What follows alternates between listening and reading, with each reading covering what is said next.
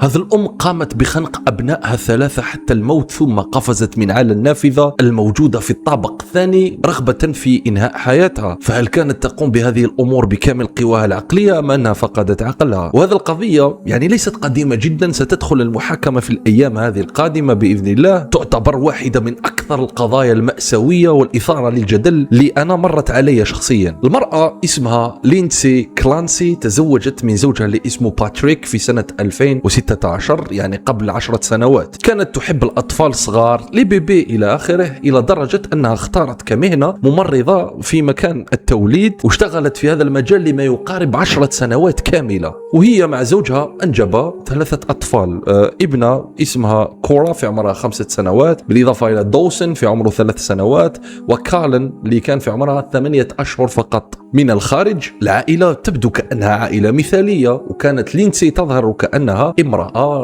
مثالية أحسنت الاختيار تاع زوجها إلى آخره، وأبنائهم عندهم الحظ أنه عندهم مثل لينسي. لكن الحقيقة أنه بعد ولادتها لابنها الثاني دوسن ظهرت عليها علامات القلق والكآبة ما بعد الولادة، والأمر هذا كان يظهر عليها خلال فترة من الزمن. ثم جاءت ولادة كارلن والتي زادت حالتها سوءا. كانت صريحة مع زوجها وعائلتها بشأن حالتها النفسية. الكآبة صعبة أعزائي المشاهدين، وكانت تعاني من الأرق، عدم إمكانية النوم لفترة طويلة من الزمن، ودائما ما تشعر بأن الأمور تزداد سوءا يوما بعد يوم. ذهبت إلى عدة أطباء، عدة عيادات للعلاج النفسي، يعني قصدت الكثير من الأبواب، وكان عندها أكثر من 13 دواء مختلف في أشهر بسيطة فقط أصبحت مدمنة عليها. وتذهب عند الطبيب للقيام بالمعالجة النفسية أكثر من 4 مرات إلى 5 مرات في الأسبوع فقط. زوجها باتريك كان إنسان وقف مع الزوجة تاعه، يعني كان يصبر معها، يقف معها في كل المواعيد، لا يضيع أي موعد، ودائما حاضر بالدعم المعنوي. في بداية شهر جونفي من سنة 2023 أخبرت زوجها وقالت له: باتريك، حالتي ليست على ما يرام، أنا محتاجة أدخل إلى المستشفى. ممكن كانت تجيها أفكار غريبة. فباتريك نقلها إلى الطبيب، والأطباء قرروا إبقائها في المستشفى، والمستشفى هذا كان خاص بالأمراض النفسية. ثم خرجت بعد 5 أيام فقط، وبعد هذا الخروج خلال أسابيع فقط قامت بقتل أبنائها الثلاثة. سبحان الله. تخيل معي عزيزي المشاهد، يوم 24 جونفي من سنة 2023 بدأ ذلك اليوم كأنه واحد من أجمل أيام حياتها. كانت سعيدة جدا. لينسي الأم أخذت ابنتها كورا إلى موعد طبي، والطاقم الطبي كان يعرف العائلة وكان يعرف لينسي ومعاناتها إلى آخره.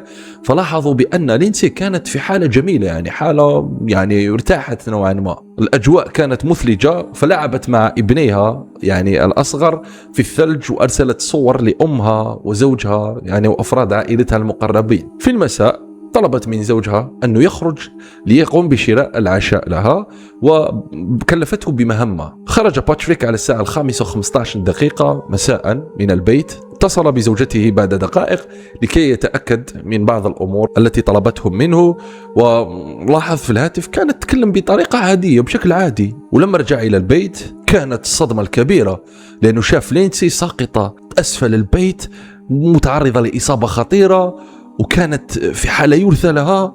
قالها: ما الذي حدث؟ قالت له: رميت نفسي من على الطابق الثاني، كنت أريد أن أنهي حياتي. وهي تبكي. سألها، قالها: أين هم الأطفال؟ يعني نتكلموا على أطفال صغار في السن، 8 أشهر يا ناس. فقالت له: الأطفال موجودون في القبو. ذهب باتريك مسرعا إلى القبو ليجد أبنائه في حالة كارثية. كانوا قامت بخنقهم بأحبال تستعمل تلك الأحبال في الرياضة والأشرطة كانت على أعناقهم. اتجه مسرعا نحو المستشفى واتصل بالشرطة، ولكن كورا ودوسن توفي في نفس اليوم. بلحظة دخولهم إلى المستشفى أعلنت حالة الوفاة، ولكن كارلن توفي بعد أيام قليلة. أما الأم لينسي فنجت من تلك السقطة، بل أصيبت بشلل نوعا ما نصفي في نصفها السفلي من جسدها، ووجهت إليها تهمة القتل الثلاثي العمدي. والشيء الأكثر جنونا أنه لما بدأت التحقيقات إلى آخره جاءت هيئة الدفاع اللي هي عبارة عن محامين يدافعون عن ليندسي، والحجة التي أعطوها قالوا بأن ليندسي لم تكن في كامل قواها العقلية، كانت مريضة. وفي نفس الوقت أعزائي المشاهدين أي إنسان مريض بمرض نفسي أو عقلي في أمريكا ولا في معظم البلدان الحكم لا يكون قوي عليه، يعني يأخذ هذا الأمر بعين الاعتبار، يقولون بأنه لم يقم بتلك الفعلة بمحض إرادته، بل هو يعني مرفوع عليه القلم. وقالت ليندسي بأنه بعد خروج زوجي من البيت بدأت تسمع أصوات تقولها قومي بإيذاء هذا الأبناء الثلاثة، فسمعت لتلك الأصوات وقامت بهذا الفعل. لكن النيابة العامة وقفت، النيابة العامة قالت بأن هذا الأمر غير حقيقي.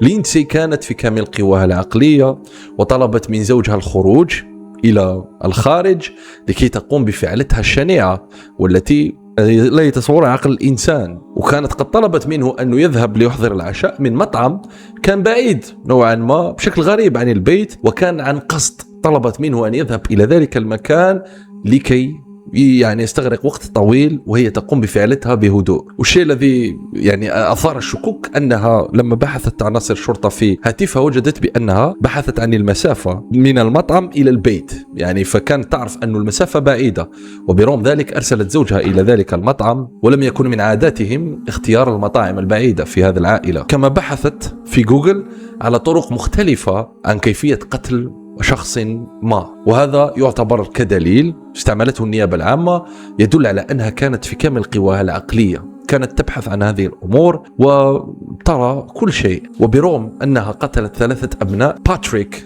الزوج سمح لزوجته وما زال يدعمها لحد الآن، وقال بأنني لم أتزوج من امرأة متوحشة، بل تزوجت من امرأة مريضة جدا تعاني من أمراض نفسية، وطلب من الجميع أن يتعاملوا معها بلطف وتعاطف لأن حالتها النفسية ليست على أتم ما يرام. ورفع شكوى ضد الجهات التي كانت تعالج زوجته وقال لهم أنتم السبب في أن زوجتي قامت بقتل أبنائي، كان بإمكانكم أنكم تخلوها في المستشفى وتعالجوها وتعطوها الأدوية الملائمة، ولكن أنتم فرطتم وتهاونتم في معالجة زوجتي. بعد مرور فترة باتريك لم يصمد، تطلق رسميا مع هذه ليندسي وذهب إلى نيويورك أين تزوج مجددا. وهذا القصة تخليني صراحة أتحمس لمعرفة الحكم النهائي. لما زال أعزائي المشاهدين الحكم أعتقد أنه انطلقت المحاكمة يوم الاثنين الماضي وما زال لحد الآن لم ينطق الحكم النهائي، أنتظر آراءكم بفارغ الصبر. ما رأيكم بخصوص هذه القضية؟ ليندسي هل كانت في كامل قواها العقلية أما أنها قامت بهذا الفعل لسبب من الأسباب؟ صراحة أنا شخصيا ليس بإمكاني أن أجزم وليس بإمكاني أن أحكم، ولكن لا أدري ولا أعتقد أن هناك امرأة بإمكانها أن تؤذي أطفال، وخاصة أطفال صغار في السن وأبنائها. يعني حتى الطفل لما ما يكونش ابنك يعني يصعب عليك أنك تأذيه حتى بالكلمة، أنك تقول كلام سيء للطفل فهذا صعب، ويعني صعب عليك أنك تقوله. فنسأل الله عز وجل أنه يعافينا ويبعد علينا كل إنسان ممكن أنه يؤذينا ولا يؤذي أبنائنا ولا خوتنا ولا أهالينا ولا عائلاتنا، لأنه الوقت اللي رانا نعيش فيه هناك كل الأنواع تاع البشر. فاللهم الطف بنا واحفظنا يا رب العالمين، وخلوا لي آراءكم في التعليقات.